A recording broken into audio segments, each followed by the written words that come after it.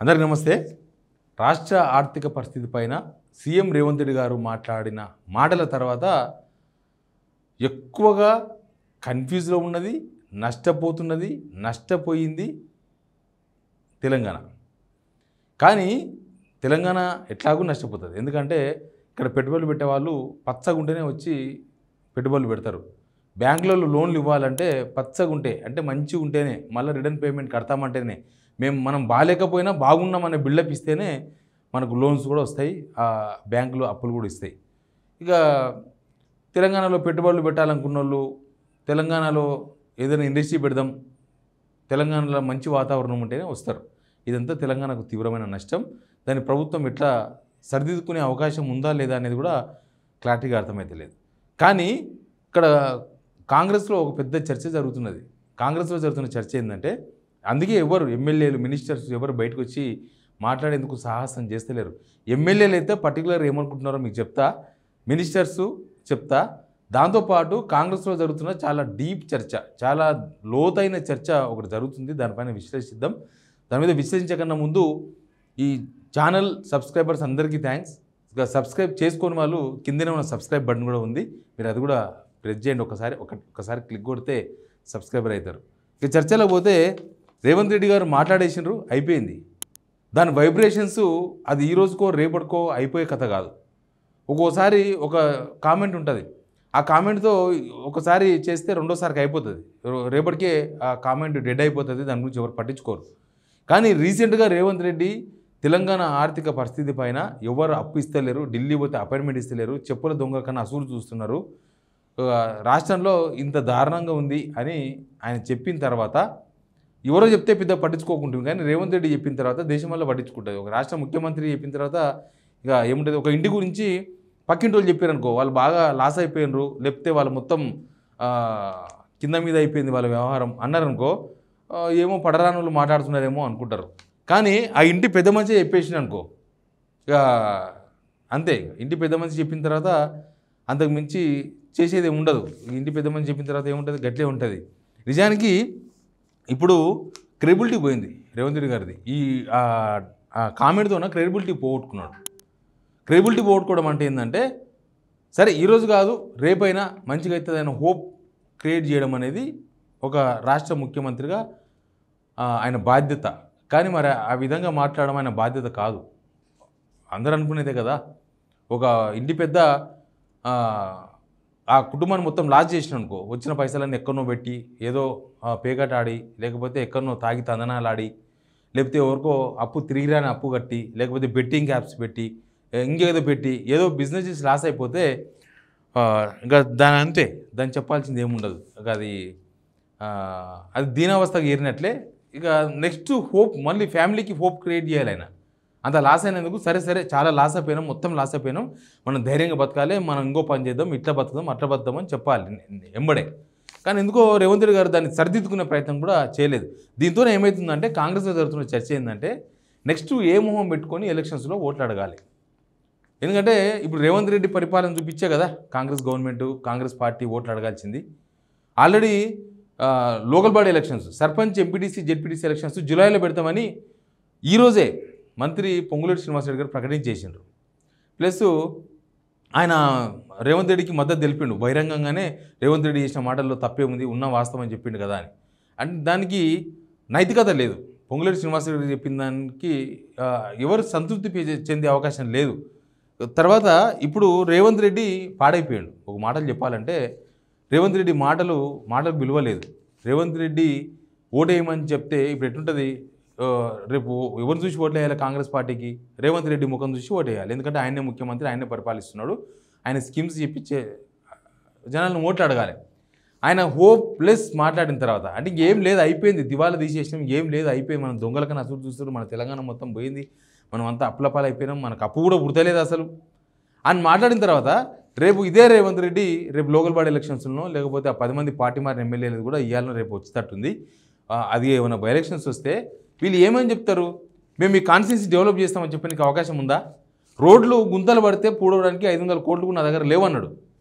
ఒక కొత్త ప్రాజెక్ట్ చేపట్టడానికి ₹1 మన దగ్గర లేదన్నాడు. కానీ వీళ్ళు ఏం చెప్తారు, చెప్తే జనం నమ్ముతారా? నిజానికి ఎవరు ప్రకటించినా ప్రకటించకపోయినా రేవంత్ రెడ్డి స్టార్ క్యాంపెయినర్ కాంగ్రెస్కి. అసెంబ్లీ ఎలక్షన్స్ ముందైనా, అసెంబ్లీ ఎలక్షన్స్ తర్వాత అయినా, రేపు రాబోయే ఎలక్షన్స్లో కూడా ఆయన్నే ముఖ్యమంత్రిగా ఉన్నారు కాబట్టి ఆయన్నే స్టార్ క్యాంపెయినర్. స్టార్ క్యాంపెయినరే చేతులు ఎత్తేస్తే, స్టార్ క్యాంపెయినర్ మీద నమ్మకం లేకపోతే, స్టార్ క్యాంపెయినరే మళ్ళీ నా దగ్గర ఏమి లేదు దివాలా తీసేసిన. ఒక ఊరిలో ఒక ఆయన ఉంటాడు, ఆయన మొత్తం దివాలా తీసేసిండు, ఆయనకి ఏం పరిస్థితి బాగాలేదు, ఆయన అంతా అప్లపాలు అయిపోయాడు, ఉన్న ఆస్తులు అమ్ముకున్నాడు, అంతా రోడ్డు మీదకి వచ్చేసిండు. ఆయన వచ్చేసి మళ్ళీ ఊరిలో సర్పంచ్ నిలబడతాడు అనుకో. సర్పంచ్ నిలబడి నన్ను సర్పంచ్ కనుక గెలిపిస్తే నేను మొత్తం రోడ్లు ఇప్పించేస్తా, రచ్చకట్ట కొత్తగా కట్టిస్తా, మొత్తం ఊరంతా గ్రీనరీగా చేస్తా, ఇది ఒక ఆదర్శ గ్రామంగా తీర్చిదిద్దాన్ని హామీలు ఇచ్చిన అనుకో, జనం నమ్ముతారా? ఈయననే రోడ్డు మీదకి వచ్చాడు, ఇంకా ఈయన చెప్తే చేస్తాడా? ఇది అయ్యే పనా? ప్లస్ ఆయన ఊళ్ళో దగ్గరికి వెళ్ళి చూసిన వాళ్ళు. ఇప్పుడు రేవంత్ రెడ్డి మాట్లాడిన తర్వాత రేవంత్ రెడ్డి కూడా మనం దగ్గరికి వెళ్ళి చూసినట్టుగానే అర్థమవుతుంది. ఇక్కడ రేవంత్ రెడ్డిగా మాట్లాడితే వేరు, ముఖ్యమంత్రిగా మాట్లాడాడు, ముఖ్యమంత్రి సీటుగా మాట్లాడాడు. కానీ సరే, రేవంత్కు చాలా ఆస్తులు ఉండొచ్చు, రేవంత్ చాలా ఆస్తులు కూడబెట్టి ఉండొచ్చు, రేవంత్ దగ్గర చాలా ఆస్తులు ఉండొచ్చు. కానీ ముఖ్యమంత్రిగా మాట్లాడిన తర్వాత ముఖ్యమంత్రి రేవంత్ రెడ్డి పేదోడు, రేవంత్ రెడ్డి రిచ్. రేవంత్ రెడ్డి మాట ఇస్తాడనుకో, రేవంత్ రెడ్డి ఏమైనా తన సొంత డబ్బులకి వెళ్ళి ఖర్చు పెడతాడా? రేవంత్ రెడ్డి తన ఆస్తులు అమ్మేసి ఏమైనా హామీలు అమలు చేస్తాడా? ఇప్పుడు చేయడు. ఆయన ముఖ్యమంత్రిగా పేదోడు అని చెప్పేసుకున్నాడు. నేను ముఖ్యమంత్రిగా ఈ పేద తెలంగాణలో నాకేమీ విలువ లేదు, నన్ను చెప్పడం దొంగలాగా చూస్తున్నారు అని చెప్పేస్తున్నాడు. రేపు ఓట్లు అడగాల్సింది కూడా ముఖ్యమంత్రి రేవంత్ రెడ్డి కానీ ఓట్లు అడగాల్సి వస్తుంది. ఇక మొత్తం అయిపోయిన తర్వాత ఇంకా నెక్స్ట్ నేనేం చేయలేను అన్న తర్వాత నిజానికి ఆ కామెంట్స్ ఎందుకు ఇచ్చిన దానిపైన చాలా రకాల కోణాలుగా అనిపిస్తున్నాయి. చాలా రకాల కోణాల మీద చర్చ జరుగుతుంది సమాజంలో. ఏంది అంటే ఒక రకమైన చర్చ, అప్పులు తీసుకొస్తుండు కదా, అంతకుముందు కేసీఆర్ ఉన్నప్పుడు ఇట్లాంటివి ఏమి బయటికి చెప్పలే కదా. కేసీఆర్ ఉన్నప్పుడు లోపల అప్పుడు ఇట్లాంటి సిచ్యువేషన్ కొద్దిగా అటో ఇటో ఉండొచ్చు, కానీ దాన్ని బయటికి చెప్తే తెలంగాణ మనం అందరూ నవ్వే వాళ్ళ ముందర జారిపడ్డట్టు అవుతుంది. మొదలే పక్క రాష్ట్రంతో విడిపోయి ఉన్నాం మనం, పక్క రాష్ట్రం వాళ్ళ ముందర నవ్వుల పాలైతే మనం బహుశా కేసీఆర్ అవేం చెప్పలేదు, దాన్ని కవరప్ చేసుకుంటూ వచ్చిర్రు. కానీ రేవంత్ రెడ్డి మొత్తం కుండెత్తేసిన తర్వాత ఇక రేవంత్ రెడ్డి రేపు ఓట్లలో ఏం హామీలు ఇస్తాడు, ఏం హామీలు ఇచ్చి ఓట్లు అడుగుతాడు. అయితే రేవంత్ రెడ్డి ముఖ్యమంత్రిగా పేదోడు కాబట్టి ఆయన చెప్పాల్సింది చెప్పిండు. ఆయన సొంత ఆస్తులు ఏమీ ఖర్చు పెట్టే అవకాశం లేదు. ఆయన రేపు మాట్లాడే మాటకు అసలు విలువ కూడా ఉంటుందా అసలు? ఆయనతో నాకు అయిపోయింది రాష్ట్ర పరిస్థితి అని చెప్పిన తర్వాత ఆయన ఏ మొహం పెట్టుకొని ఓట్లాడుతాడు కాంగ్రెస్ పార్టీ కోసం? నిజానికి రేవంత్ రెడ్డికి ఇప్పుడు లోకల్ బాడీ ఎలక్షన్స్లో ఒక ఆయన ఉన్నాడు, కాంగ్రెస్ ఆయన. లోకల్ బాడీ ఎలక్షన్స్లో గెలవడం రేవంత్ రెడ్డికి అవసరమా? రేపు ఉప ఎన్నికలు వస్తే 10లో 2 వస్తాయో 3 వస్తాయో 10 వస్తాయో, ఆ పార్టీ మారిన దగ్గర ఉప ఎన్నిక వస్తే ఆ గెలుపు కూడా రేవంత్ రెడ్డికి అవసరమా? వ్యక్తిగతంగా అవసరమా? ఆయన ముఖ్యమంత్రిగా ఉన్నారు. రేపు ఆయనను ఎవ్వరు అడగొద్దు, ఏ స్కీములు కూడా రేవంత్ రెడ్డిని ఇంకా అడగొద్దు, ఎవరు కూడా రేవంత్ రెడ్డి డిమాండ్ చేయొద్దు. ఇంట్లో మళ్ళీ ఒక ఉదాహరణ కూడా చెప్తాను నేను. ఇంట్లో మొత్తం పేకటాడి మొత్తం పాడి చేసిన అనుకో ఒక పెద్ద మనిషి, ఆ ఇంటి యజమాని, ఆ ఇంట్లో ఏం చేస్తారంటే జాగ్రత్త పడతారు. ఇంకా వద్దురా నాయన, ఆయనకు పైసలు ఇస్తే డైరెక్ట్ ఆడికే పోతాడు, ఆడతాడు, పోగొడతాడు, కాబట్టి మనం ఏమున్నా మనం బతుకుదాం, ఇక ఉండని ఆయన వదిలేదాం కొన్ని రోజులు, మన పని మనం చేసుకుందాం అని చెప్పి కాయనో కష్టమో ఇండ్లలో పని చేసో కూలి పని చేసుకోనో లేకపోతే ఇంకేదైనా చిన్న షాప్ పెట్టుకోనో, వాళ్ళ కొడుకులు మంచిగుంటే వాళ్ళ పెద్దోళ్ళు అయితే ఇంకేదైనా జాబ్ చేసుకోనో ప్రైవేట్ జాబ్ చేసుకోనో ఆ డబ్బులతో అడ్జస్ట్మెంట్ చేసుకుందాం, ఈ డబ్బులతో మన కుటుంబాన్ని నిలబెట్టుకుందామని ఇంట్లో లేడీస్ ప్రయత్నం చేస్తారు. ఇక ఆయన పాత్ర ఏంది ఆ ఇంట్లో అంటే ఏముండదు, ఆయనకు పెద్ద విలువేం ఉండదు ఆ ఇంట్లో. ఇక వచ్చినప్పుడు వచ్చినట్టు, పోయినప్పుడు పోయినట్టు, వచ్చినప్పుడు అన్నం ఉంటుంది తినాలి, పండుకోవాలి, లేవాలి, స్నానం చేయాలి, బయటకు పోవాలి, అంతే. అంతకు మించి కుటుంబ బాధ్యతలు ఏమి ఉండవు. కుటుంబ బాధ్యతలు ఆ ఇంట్లో ఓ ఆడపిల్ల ఉంటే పెళ్లి చేసే బాధ్యత ఆయనకేమో అప్పగించరు, లేకపోతే కొడుకులు ఉంటే ఆయనకు పెళ్లి చేసే బాధ్యత వాళ్ళకేమో అప్పగించరు, లేకపోతే ఇల్లు కడదాం ఏమైనా చిన్న జాగు ఉందంటే ఆ బాధ్యత కూడా ఆయనకేమో అప్పగించరు. ఇంకా ఆయన అట్లా ఉంటాడు, ఆయన ఇంటి పెద్దగానే ఉంటాడు తప్ప ఆయనకేం బాధ్యత ఉండదు. ప్రస్తుతం రేవంత్ రెడ్డి గారు ఆ కామెంట్ చేసిన తర్వాత ఇట్లాంటి స్టోరీలు అన్నీ జనంలో చర్చకు వస్తున్నాయి. ఇక ఆయన కూడా హోప్లెస్, ఆయన కూడా చేతులు ఎత్తేసిన తర్వాత బాధ్యతను వదిలేసుకున్న తర్వాత ఇక ఆయన ఏదో చేస్తాడని జనం అనుకోరో కానీ రేపు ఆయన చెప్తే జనం నమ్మరు. ఆయన ఒక పరిపాలనలో 3-4 అంశాలు ఉంటాయి. ఒకటి అడ్మినిస్ట్రేషన్ అంటే ఇవన్నీ వస్తాయి, పైసల నిర్వహణ వస్తుంది, ఆఫీసర్స్ పని చేయించుకోవడం ఉంటుంది. ఆ అడ్మినిస్ట్రేషన్ బాగుంటేనే ప్రభుత్వము జనాలకు పోతుంది, ఆ జనాలు ఆ అడ్మినిస్ట్రేషన్ బాగా పనిచేస్తేనే ప్రభుత్వానికి మంచి పేరు వస్తుంది. అడ్మినిస్ట్రేషన్ లేదు, అడ్మినిస్ట్రేషన్ పోయింది. నెక్స్ట్ అడ్మినిస్ట్రేషన్ పోయిన తర్వాత ఇంకేం మిగిలింది? బాధ్యతను వదిలేసుకున్నారు. ఆ కామెంట్స్తోన ఆయన బాధ్యత ఇంకా ఇంతే, ఈయన ఇంతకు మించి ఏం చేయలేడు, ఇంతకు మించి ఏం చేయలేడని. తర్వాత వెల్ఫేర్ డెవలప్మెంట్, ఈ మూడే కదా, అడ్మినిస్ట్రేషన్, వెల్ఫేర్, డెవలప్మెంట్. వెల్ఫేర్ ఏమీ లేదు. పట్టి విక్రమార్క గారు ఏదో స్టేట్మెంట్ ఇచ్చిన చూసినాం, చాలా పరిశాన్ ఆ స్టేట్మెంట్. అన్ని జనాలకి ఎట్లయితే సంక్షేమ పథకాలు అన్నీ ఇచ్చి ఎట్లయితే బాగుగా చూసుకుంటున్నామో మంచిగా, ప్రభుత్వ ఉద్యోగులు అంతకన్నా బాగా చూసుకుంటామన్నాడు. నాకు అనిపించింది ఇక ఈ సంక్షేమ పథకాలు ఇచ్చింది లేదు, చేసింది లేదు, ఎట్లా బాగా చూసుకుంటలేరు కదా, ఇక ప్రభుత్వ ఉద్యోగులు అంతకన్నా బాగా చూసుకుంటున్నారంటే ప్రభుత్వ ఉద్యోగులకు అంతకన్నా ఇంకెక్కువేం లేదని అర్థమయ్యేటట్లు మాట్లాడండి ఆయన. నిజంగానే స్కీమ్స్ అమలు చేస్తే స్కీమ్స్ అమలు చేసినట్టు వీళ్ళకి ఇస్తామని చెప్తే బాగుంటుండే. స్కీమ్స్ అమలు చేయకుండా వీళ్ళని బాగా చూసుకుంటామనేసరికి ఆడికి అది ఎగిరిపోయింది. అంటే ప్రభుత్వ ఉద్యోగులు కూడా వీళ్ళు చేసేది ఏం లేదు, వెల్ఫేర్ ఏం లేదు. డెవలప్మెంట్ అని ఉందా రాష్ట్రంలో అంటే డెవలప్మెంట్ కూడా ఏం లేదు. ఏదో 4th సిటీ అంటున్నారు, ఆడేమి ఇటుక పిల్ల తీసింది లేదు, ఓ పునాది తీసింది లేదు, ఓ బిల్డింగ్ కట్టింది లేదు, ఆ 4th సిటీ వచ్చింది లేదు, ఆడ ఏమీ లేదు. ఓ ఫ్లైఓవర్ కట్టింది లేదు, ఓ రోడ్డు వేసిన వాళ్ళు కాదు, ఓ ప్రాజెక్ట్ లేపిన వాళ్ళు కాదు, ఏమీ లేదు. ఈ 18 నెలల్లో ఏమీ లేదు, అంత జీరో డెవలప్మెంట్ ఉంది తెలంగాణలో. ఇక ఈ 3 ఫెయిల్ అయిపోయారు. ఇంకా నెక్స్ట్ చెప్పాల్సింది ఇంకేముంటుంది, మనం ఒకటి చేస్తుంటే ఇది చేసినాం అది కూడా చేస్తామని చెప్పడానికి వస్తుంది. దీనిలో రేవంత్ రెడ్డి పర్సనల్ కూడా చాలా లాస్ అవుతున్నాడు.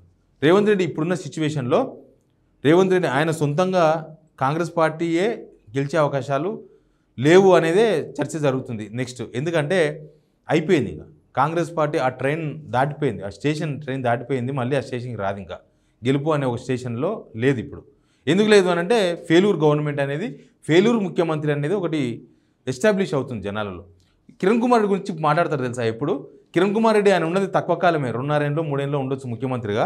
కానీ ఓవైసీ బ్రదర్స్ని జైల్లో వేసినందుకు కిరణ్ కుమార్ రెడ్డి డేర్ ఫెలో ఓవైసీ బ్రదర్స్ని జైల్లో వేసిండు ఏదో తప్పును చూపించి అన్నారు. కనీసం ఒక అడ్మినిస్ట్రేషన్గా కూడా కిరణ్ కుమార్ రెడ్డికి మంచి పేరు ఉంది. ఇక్కడ మనకు ఏది లేదు, మనం అటు లేదు ఇటు లేదు ఏది లేదు. ఇది పర్సనల్గా రేవంత్ రెడ్డి కూడా వెరీ డ్యామేజ్. ఆయన కుండెత్తేసినట్టు రేపు కాంగ్రెస్ పార్టీని మొత్తాన్ని ముంచేసి పడేసి ఆయన ఏ పార్టీకైనా పోయినా ఆ పార్టీ కూడా నష్టపోవాల్సిందే. ఇప్పుడు అదే కిరణ్ కుమార్ రెడ్డి బీజేపీలో ఉన్నాడు, ఏమైనా అవుతుందా? ఏమి లేదు. అట్లాంటి పాత్ర రేవంత్ రెడ్డి గారికి వస్తుందేమో. రేవంత్ రెడ్డి గారు ఒకవేళ ఆ పార్టీ ఈ పార్టీ ఏ పార్టీకి పోయినా ఆయన వ్యక్తిగతంగా ఆయన క్రెడిబిలిటీ లాస్ అవుతున్నాడు. కాంగ్రెస్ పార్టీ ప్రభుత్వం వాళ్ళ వ్యవహారం ఒకటి, తర్వాత రేవంత్ రెడ్డి వ్యక్తిగతంగా క్రెడిబిలిటీ లాస్ అవును.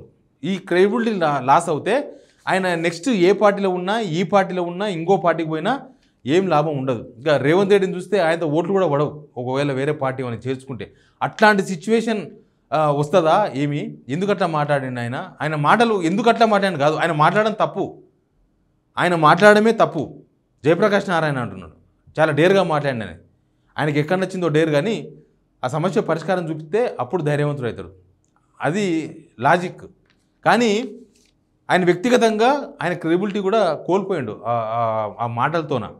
చాలా ఇంకా 3.5 సంవత్సరాలు గవర్నమెంట్ పెట్టుకొని ఆయన ఎందుకట్లా మాట్లాడిండు అనేది పక్కన పెడితే ఆయన అసలు ఎట్లా మాట్లాడగలిగిండు, ఆ మాటలతో తర్వాత వచ్చే రియాక్షన్ ఏంది గమనించకుండా మాట్లాడిండా.